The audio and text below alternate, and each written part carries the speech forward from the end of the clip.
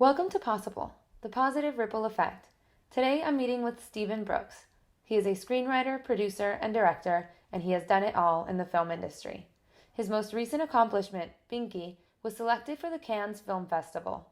Despite being rejected 99% of the time, Stephen says that show business is a marathon and that persistence means more than anything. Please welcome Stephen Brooks.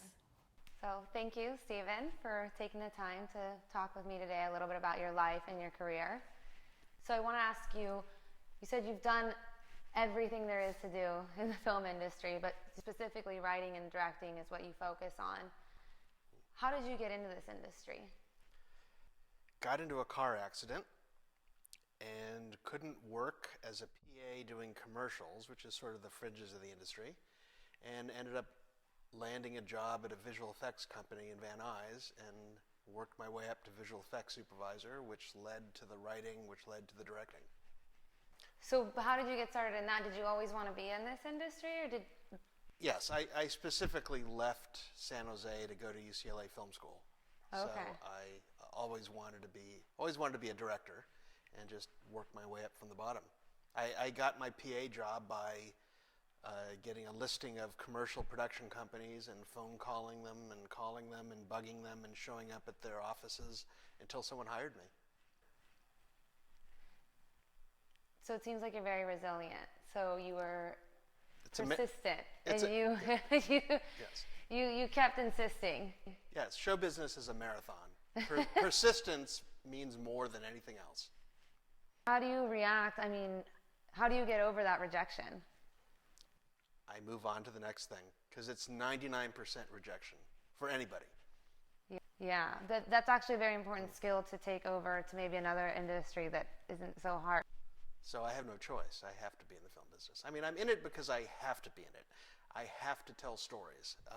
It's not just a job for me. So would you say that because it's a calling, that's why you stay motivated and the rejection doesn't stop you? No, in fact, rejection makes me double my efforts because I then move on to the next person, the next project or whatever. So what would you say to the person who gets rejected and they want to just go home and sit on their couch, or they think, okay, this isn't for me? Then it's not for them. I mean, the kind of person who's going to survive in the film business is the kind of person who's going to be rejected and say, you know what, they were wrong about me, and I'm going to prove it to them. So what gives you the motivation to think that way and to continue pushing on? What is that thing that motivates you? I think 30% of it is insanity, and the other 30 minus 100, 70% is just, I've had enough success to know that,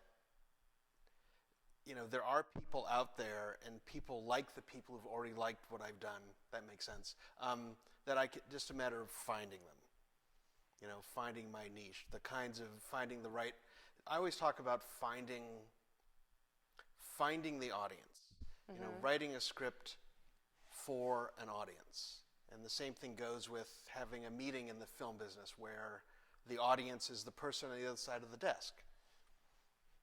So I will approach a meeting with an executive who's wearing a suit differently than I would approach a meeting with an actor, let's say. So you're kind of like a chameleon. You're able to adapt to your situation to suit your needs. Have to, absolutely. Okay. It's playing the game. It's learning how the game is played and just playing it. So do you think that's a skill? How would we learn that skill? How can someone adapt to that? Be in the business. It's not something that's taught in film school. It's not something that you can read about in a blog. It's something you have to experience and have your own individual take on the game. Everyone plays the game differently. Yes. Some people are naturally able to play the game. They just somehow innately know how to play it. I had to learn. So experiential learning, it's Yes. kind of, that seems Yes. like what you're talking about. Right. And that's what got you to where you are today. And learning from the rejection. I mean, when someone doesn't want to either hire me or doesn't want to buy a script or doesn't like a script or whatever, I consider their opinion and think, is there something I could do differently? Can I learn from this or not? And oftentimes there's something to be learned. If a script is rejected for the same reason by 3 or 4 people, then there's probably a problem with the script. I go back and look at that thing that bothered them. So that's part of the learning curve. The rejection is an integral part of the learning curve. Yeah, so it seems like you're accommodating. So you have a goal that you're moving towards, but you reach a setback and you realize, okay, a couple people have told me this now. I need to create a new pathway to still get to where I want to be. Exactly. So would you say that part of your success is due to creating multiple pathways to ensure that you get the result that you want? Yes. I mean, the key is to, and it relates to persistence, is because it all comes down to luck. It comes down to being at the right place at the right time. You have to be in front of someone, a decision maker, who wants exactly what you have at that exact moment. If you have a romantic comedy script and you're meeting with someone who wants a horror movie, it doesn't matter how good the romantic comedy script is, they'll never buy it. So the multiple pathways increases the person's chance of hitting the right place at the right time. But there's some people who would say you create your own destiny or you create your own environment, and they don't believe in that idea of luck. What do you say to that? I say it's wrong. I mean, in a sense, we're kind of saying the same thing. Ultimately, I can't control whether or not someone else is going to like a script of mine. But I can take a script and go to 20 people, and of those 20, all I need is 1 to say yes. So I'm kind of creating my own destiny by spreading it out amongst a number of people so that I can get lucky. I mean, it's kind of the same thing. Okay. I think it is, anyway. No, that's good. So can you tell me about a time that you felt insecure about yourself, or you felt that you couldn't achieve what you wanted to achieve, that you weren't good enough? Yeah, let's see. It started when I was born, up until probably about an hour ago. Okay. I mean, that's always a driving force of any artist. Always deep down inside you go, God, I have these people fooled because that really wasn't very good. That script wasn't very good. I don't know why they liked it.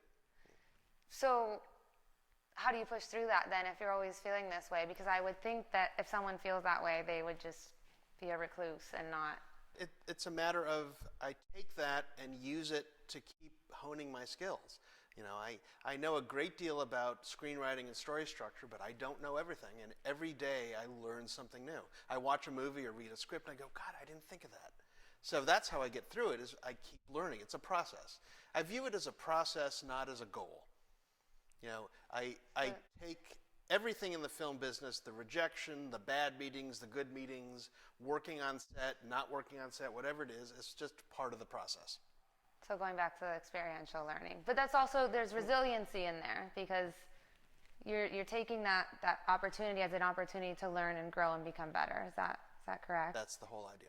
How do you get, if you have a big goal that you have in mind, like you are writing a movie and you want to, film this and get it out to people, how do you get that process started? Because that's a big goal that's out there. How do you get on that path to reach that goal? Wow, that's a really complicated question, because there's so many different ways to get there. I mean, if it's a very low budget movie like this short I did, Binky, I just wrote it in one day, and in 2 weeks I was shooting it. Shot it in 2 days. So something small, something really no budget, I can just think it up and just shoot it. Call friends, borrow equipment, and just shoot it for no money. For a feature, a micro-budget feature, I might try to find investors who want to invest in it and so on, but I'd go with mostly individual investors. If it's a multi-million-dollar sci-fi extravaganza, then it involves trying to get to hedge funds and production companies and much bigger entities. Right, but for your internal process, for the way that you do it, let's say Binky. We'll take Binky for example, which is going to be in Cannes in May. What was that process like from the beginning to end? How did you get yourself motivated and setting those goals to achieve it? Well, that was actually motivated by the actress who ended up being in it, where she hadn't worked in a long time. Last time she worked was actually with me on my first feature. And she just said, I'd love to work with you again. And I said, okay, I'll write you a short. I'll write you a comedy. And I went home that night and I wrote Binky. It was like an 8-page script. It wasn't a comedy, but I wasn't feeling funny, so. And there was another role in it I wrote for another actor friend, and I said, let's pick a day in the next couple of weeks and let's just shoot it. So that was, the motivation came from Lucy wanting to work again. So someone else's. Right. So that almost seems like a social support type thing. Yes. Yeah. That was the social motivation for it. I never expected it to play festivals. I wanted to do it to give her something to do. And I wanted to work with her again, and I thought, what the hell? So it seems like in the industry that you work in, it's just very spontaneous, and there's a lot of rejection, and you just kind of have to roll with the punches and figure stuff out, be on your toes all the time. Do you think that's a skill that someone who's that way chooses that industry? Well, or see, I wouldn't quite characterize it that way. Okay. What it is it's not that it requires very careful planning. Whether if I'm planning for a meeting or planning out a script or planning a shoot, think of every eventuality, come up with a solution in advance, knowing that when you get to that moment, the meeting, the shoot, whatever it is, it's going to be something you did not expect. Mm-hmm. Something is going to come out of left field, and you're going to go, wow, I didn't think of that. Okay, how do we fix it? So that seems like the goal and the different pathways, right. The accommodating. Do you think that could be applied? Yes. In any job or any goal that someone has? Yes, I think life is like that. You plan one thing and something else happens, and it's how do you react to that? You can either just stop functioning and get angry, or you can say, no, how do we solve this? Let's just figure a solution and move on. So what would be your advice to someone who's starting their career and they're looking at their options out there and they don't know what to do, or they have an option? How do they take that first step?